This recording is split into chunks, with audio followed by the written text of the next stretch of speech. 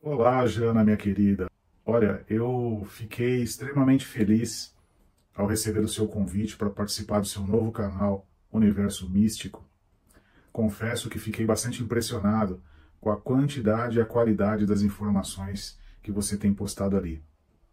Eu tenho certeza que esse teu trabalho maravilhoso trará luz a muitas e muitas pessoas. Eu inicio o meu relato contando um pouco da minha infância. Eu nasci na zona norte de São Paulo, sou paulistano da Gema. Nasci numa família católica, não praticante, tradicional, família de classe média baixa. Meus avós, meus pais, eles não eram católicos praticantes, raramente iam às missas, então eu pouco tive contato com a religião católica nessa ocasião. Minha memória mais antiga que eu tenho da minha vida sobre espiritualidade, ela remonta a meus 10 anos de idade aproximadamente. Eu me recordo que eu estava viajando com os meus pais nas cidades históricas de Minas Gerais. E aquelas cidades históricas, para quem conhece, elas têm muitas igrejas antigas, muitos cemitérios. Ela tem muitos casarões, tem muita história. E eu ali passeando inocentemente com os meus pais, numa dessas viagens, me recordo que ao sairmos de uma igreja antiga, a gente entrou num cemitério, porque lá é muito comum isso. E entrando nesse cemitério, eu brincando ali inocentemente, eu ficava olhando para as fotos dos mortos, né, nas lápides. E eu vi a foto de uma menina. Essa menina, eu fixei muito, assim, me chamou muito a atenção. Eu fixei muito os meus olhos naquela foto, nos olhos daquela menina. Durante toda a nossa estadia naquela cidade, que eu acho que durou mais 1 ou 2 dias, ela era minha amiga imaginária. Ela era a minha amiguinha que eu conversava, que eu brincava, nós andávamos de mãos dadas, amiguinhos, namoradinhos, de 10 anos de idade. Claro que eu não contei isso para os meus pais, mas eu me recordo claramente. No hotel onde nós ficamos, quando nós íamos tomar o café da manhã, almoçar, eu sempre trazia essa minha amiguinha do meu lado, de mãos dadas, conversava com ela, brincava com ela sentava na mesa com a gente. E eu tinha aquilo como algo natural. Me lembro também que quando nós partimos, quando nós saímos daquela cidade e seguimos viagem, essa personagem ela desapareceu. Ela ficou por ali.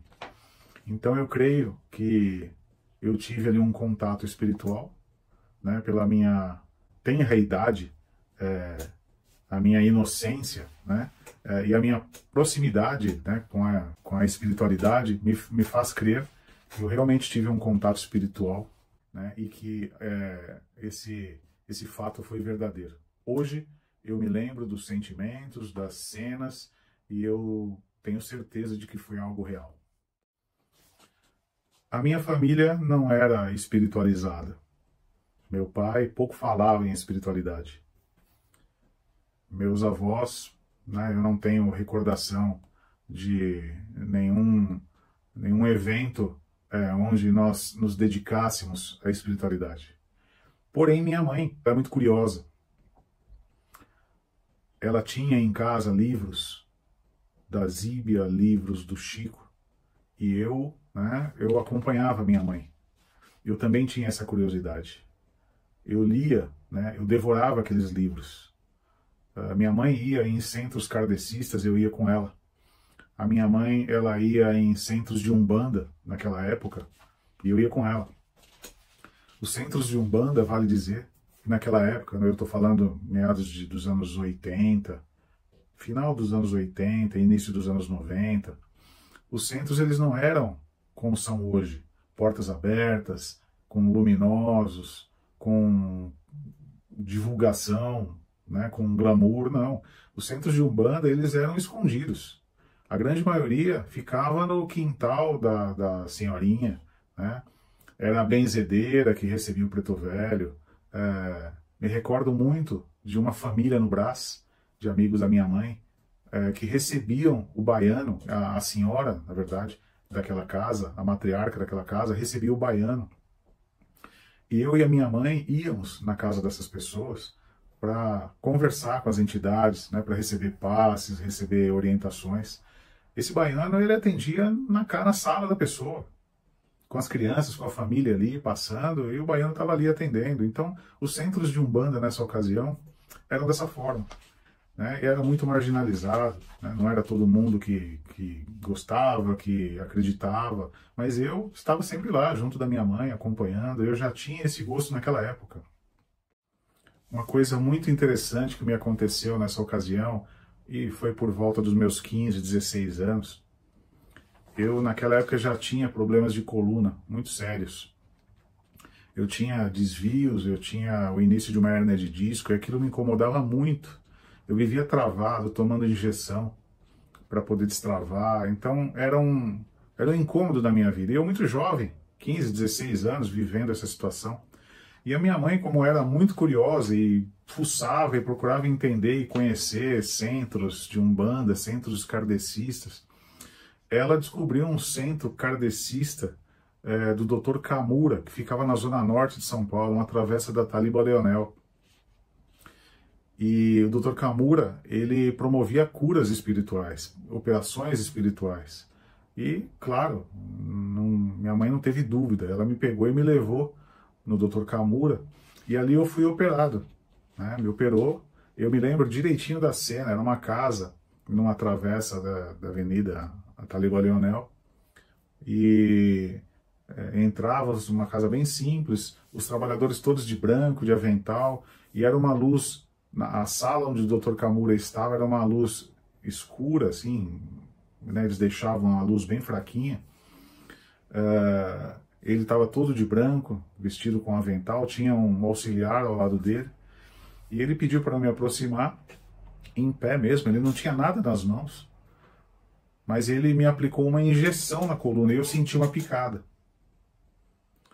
Eu, jovem, moleque, eu olhei, né, assustado o que era aquilo, e nas mãos dele não tinha nada nas mãos do assistente também. Ele estava me aplicando um passe, e aquilo me deu uma espetada na coluna. Passou, não aconteceu mais nada além disso. Ele pediu para eu ir para casa, tinha que descansar, tinha que dormir de roupa branca, tinha uns procedimentos lá da época. E eu fiz isso. Não preciso dizer para vocês, hoje eu não tenho problema de coluna nenhum, né? Eu fui curado por uma operação espiritual. Então, é assim, né? É algo que eu vivi, não tenho como negar. Quando eu tinha 26 anos de idade, minha mãe faleceu. Ela faleceu muito jovem. Isso foi um trauma muito grande para nossa família. A única pessoa que ia comigo em centros de Umbanda, em centros kardecistas, era minha mãe. Eu logo em seguida me casei.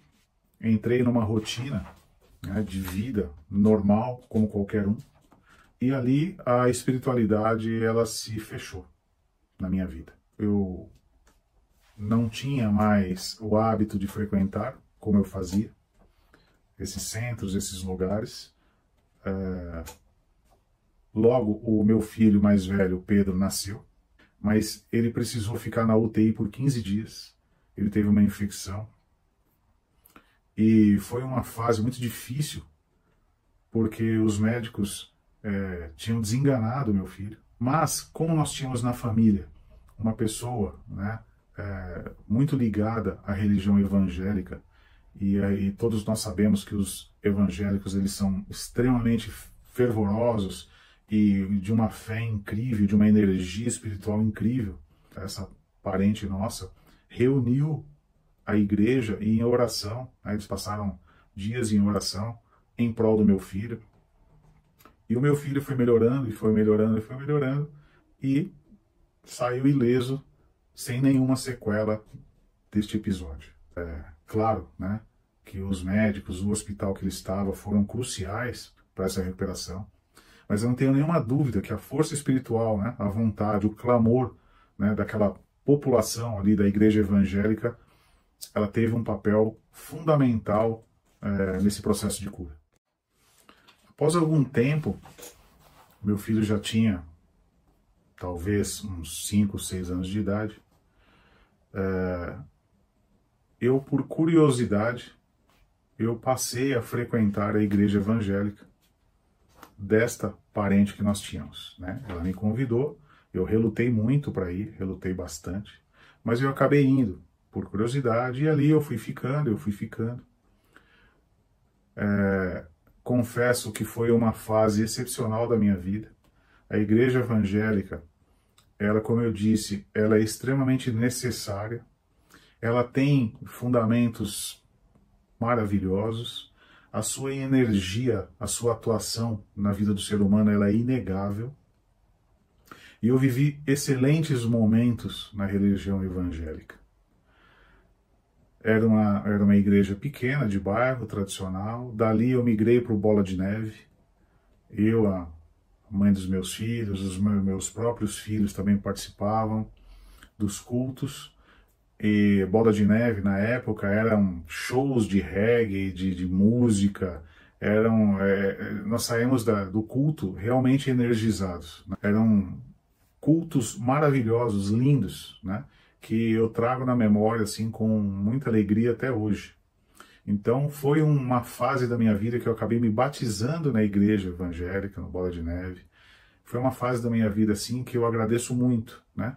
Porque realmente me trouxe muito conhecimento bíblico, me trouxe muito conhecimento da religião evangélica.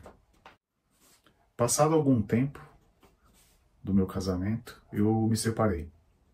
Foi uma fase realmente muito difícil, emocionalmente muito difícil. E engraçado que foi uma fase também, né, que, bom, eu acabei abandonando a religião evangélica, eu não fui mais, né? E após a minha separação, após esse momento de dificuldade emocional, psicológica, a minha espiritualidade, ela voltou a se aflorar. E quando eu falo de espiritualidade, eu não estou excluindo a religião evangélica, porque ali também existem manifestações muito claras dos espíritos. Mas essa mesma espiritualidade, ela se aflorou em mim. Eu fiz até psicografias. Eu tenho essas psicografias registradas até hoje. Foi uma fase, uma outra fase, uma fase diferente da espiritualidade que eu vivi. Passado algum tempo, eu conheci uma outra pessoa, nós começamos a nos relacionar, e durante esse período, neste relacionamento, eu tive a oportunidade de frequentar, com menos intensidade, mas eu frequentava um centro de Umbanda Branca, que fica também na zona norte de São Paulo. Neste centro de Umbanda Branca, eu fiz um curso de desenvolvimento mediúnico, mas muito focado no kardecismo, né? É uma das características da Umbanda Branca. E lá eles não trabalham com a linha da esquerda, não se manifestam nos guias. Então ali também eu tive algumas experiências umbandistas, né? Mas uma Umbanda diferente, uma Umbanda light, com muitos fundamentos kardecistas. Foi nessa ocasião também que eu conheci um centro de mesa branca. Esse centro também fica em Santana, na zona norte de São Paulo, uma casa muito antiga. E ali eu tive uma experiência muito incrível com a espiritualidade. A mesa branca, ela funciona da seguinte forma. Nesta casa que eu fui, é uma sala muito grande, uma mesa muito comprida no centro dessa sala, onde os médiums se sentam ao redor da mesa.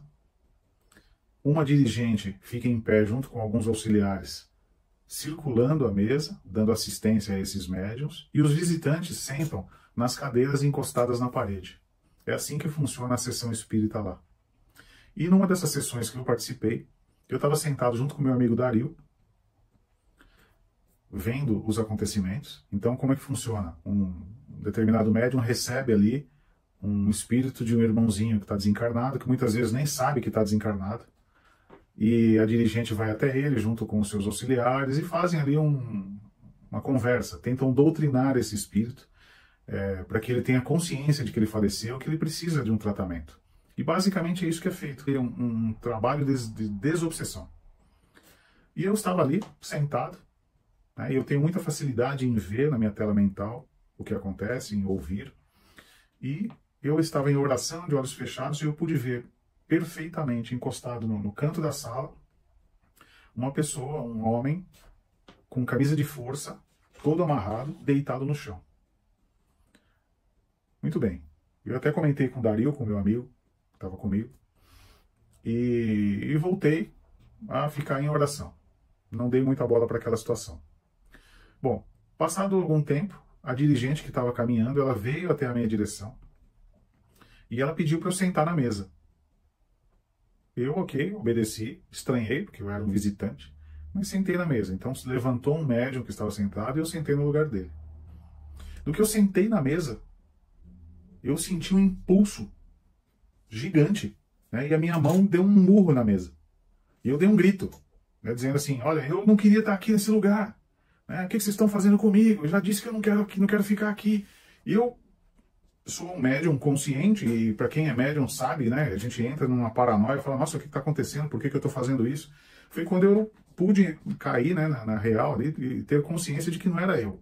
Aquele homem que estava amarrado, que eu vi, ele se manifestou em mim. E ele estava ali gritando, dizendo que ele não queria estar naquele lugar. Ele estava se manifestando o ódio que ele estava sentindo ali. Bom, os dirigentes vieram, né? Fizeram um trabalho de convencimento, tentaram de todas as formas doutrinar aquele espírito. E eu me recordo que eu também pude ver, através da minha tela mental, 2 enfermeiros muito grandes que pegaram esse homem em cada um dos braços e levaram ele assim por um corredor. E essa também foi assim uma experiência incrível que eu tive, né, com o kardecismo, né, e com a espiritualidade. Nessa mesma ocasião, como eu frequentava um centro de Umbanda Branca, né, como a minha espiritualidade estava muito aflorada, como eu tinha, de certa forma, né, mais liberdade para me manifestar com relação à Umbanda, foi nessa ocasião que eu cheguei a incorporar guias. E a primeira vez que eu incorporei meu guia, eu estava em casa. Foi o meu caboclo.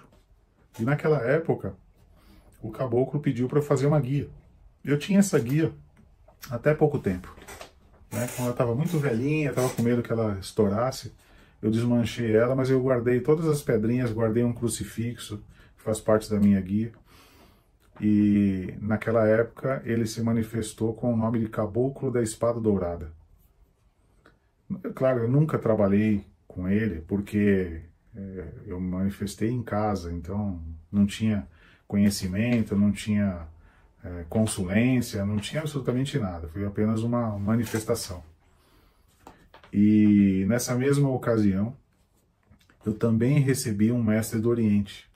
Ele me ensinou a fazer reiki de uma maneira muito especial. Quando eu estava incorporado, ele me mostrava, assim, mais ou menos na altura da minha cabeça, uma série de gavetinhas, como se fosse um armário, assim, com várias gavetinhas. E nessas gavetinhas tinham pozinhos coloridos. E ele ficava me instruindo mentalmente, né, o que a gente tinha que fazer no reiki. E cada cor da gavetinha tinha uma serventia no organismo da pessoa.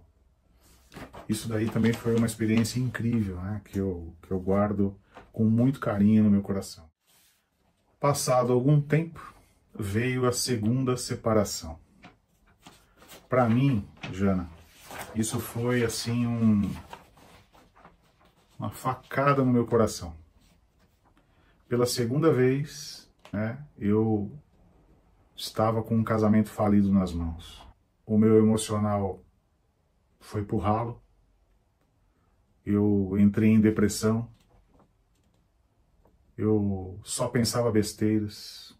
Não fazia mais sentido viver. A primeira separação já tinha sido extremamente traumática. Agora veio uma segunda separação também traumática. E eu, nesse estado depressivo, comecei uma busca incansável por respostas. Fui fazer terapia convencional, não adiantou muita coisa. Fui fazer regressão de vidas passadas, porque eu imaginava que as respostas estavam em outras vidas. Encontrei realmente muitas respostas ali, mas também eu trouxe muitos problemas para a minha vida. Eu acho que aqui vale um capítulo à parte para a gente discutir essas questões. Inclusive, quem me salvou foi você, né, Janaína? Com o seu conhecimento, com as suas técnicas, você conseguiu me tirar daquela situação que eu vivi por muitos anos. Visitei muitas igrejas católicas, participei de muitas missas. Eu tinha que me encontrar de alguma forma em algum lugar, e eu não sabia onde. Nessa fase, eu fiz a constelação familiar com você. Eu estava perdido, né? Não sabia o que fazer, não sabia quem eu era, o que eu gostava de fazer, o que eu não gostava de fazer. E ali começou a minha jornada. E também começou a minha expansão de consciência. Porque eu comecei a observar que as respostas, elas estão dentro de nós. Então o autoconhecimento, ele é extremamente importante nesses momentos. Claro que terapias ajudaram, regressão ajudou, constelação familiar ajudou. Mas tudo isso era muito pouco. Eu resolvi, nesse momento, consagrar a ayahuasca.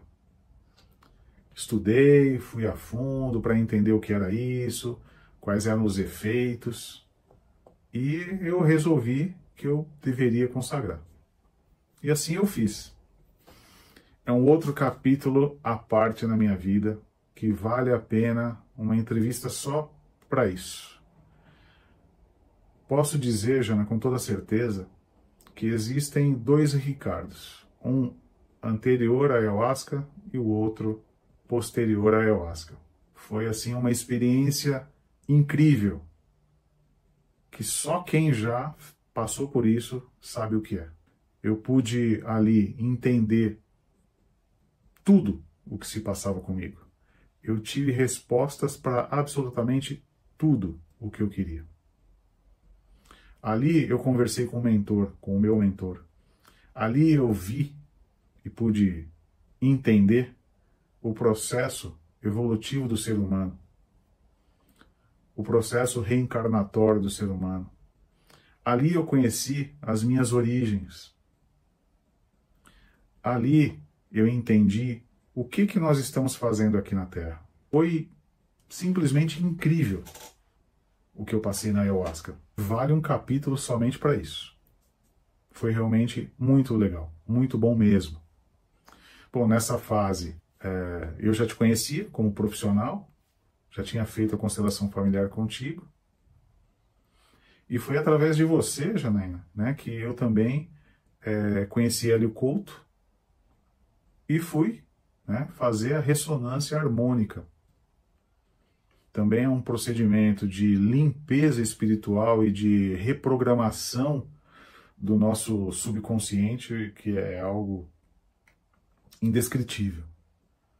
Através da ressonância harmônica, eu comecei a me desenvolver como ser humano. A expansão da consciência ali foi extremamente rápida. E esse processo eu vivo até hoje. É um processo que me trouxe muita clareza nos processos da vida, naquilo que eu era, aquilo que eu sou, aquilo que eu pretendo ser, né? Quais as consciências que eu gostaria de ter na minha vida. Tudo isso foi pedido na ressonância. Passei por diversas catarses de ficar de cama, mas foi uma experiência que valeu cada segundo que eu vivi. Com o fim do meu segundo casamento, eu estava trabalhando em Macaé nessa época. Eu voltei para São Paulo e depois de alguns meses eu fui trabalhar em Santos, no Porto de Santos. Então eu morava lá. E acabei conhecendo um colega que frequentava um centro de Umbanda. Esse centro de Umbanda é da mãe Fabiana Carvalho, se não me falha a memória.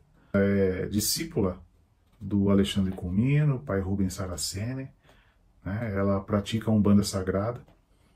E ali eu tive a oportunidade de fazer um curso de desenvolvimento mediúnico na Umbanda.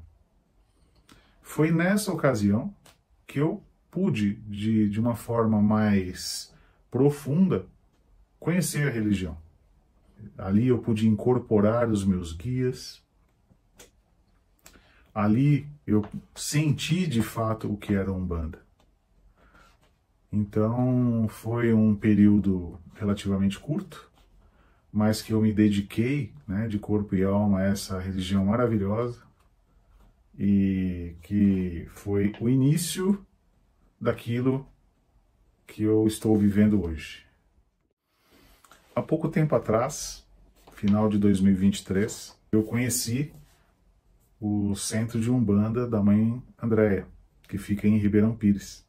Eu fui ali a seu convite, como visitante, por algumas vezes, e a Mãe Andréia, que é uma pessoa extremamente receptiva, muito amorosa, que me acolheu excepcionalmente, com muito carinho, ela me colocou, né, depois de algumas giras, para entrar no terreiro, participar ali, né, sentir as energias. Logo em seguida, participei da gira de final de ano na praia, Mongaguá, uma energia maravilhosa. Ali eu já incorporei alguns guias, alguns que eu não conhecia. De lá para cá, eu comecei a participar de todas as giras. E hoje, né, eu sou um trabalhador da casa e tenho os meus guias, né, que eu os incorporo, que nós fazemos os atendimentos, e que isso traz para mim muita alegria no coração. A Umbanda para mim hoje é a minha religião do coração, é a religião que me completa, ela é mágica, ela é repleta de sentidos e sentimentos, ela tem cheiros, tem cores, tem calor, tem danças, tem músicas, tem atabaque, ela tem movimento, ela tem acolhimento, ela tem calor humano, ela não julga, e é a religião que eu amo, que eu pratico atualmente, que eu estou engatinhando, mas que certamente é a religião que faz parte da minha vida. A primeira vez que eu entrei neste centro de Umbanda em especial, da Mãe Andréia, o que eu senti foi uma vibração muito deliciosa.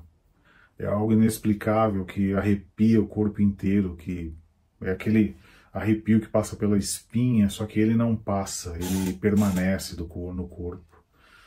Cada guia que você incorpora tem uma energia diferente. O Preto Velho tem uma energia sutil, o Exu tem uma energia mais potente, o Caboclo ele vem bradando.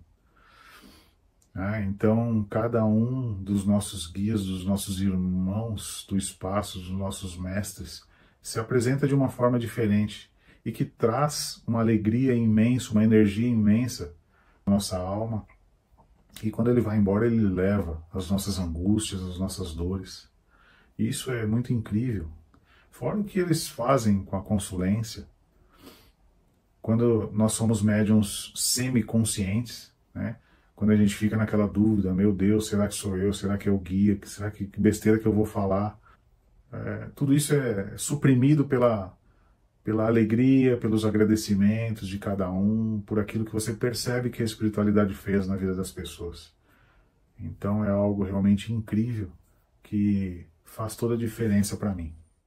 Para aqueles que estão chegando hoje na Umbanda, que não conhecem seus fundamentos, eu aconselho que vocês cheguem com o coração aberto, com a mente aberta, porque é uma religião de movimento, de sons, de cheiros, de velas, de barulhos, de atabaques, e que muitas vezes poderão soar de forma estranha para os desavisados, mas eu posso garantir que existe uma energia incrível nesse lugar, capaz de transformar a vida das pessoas.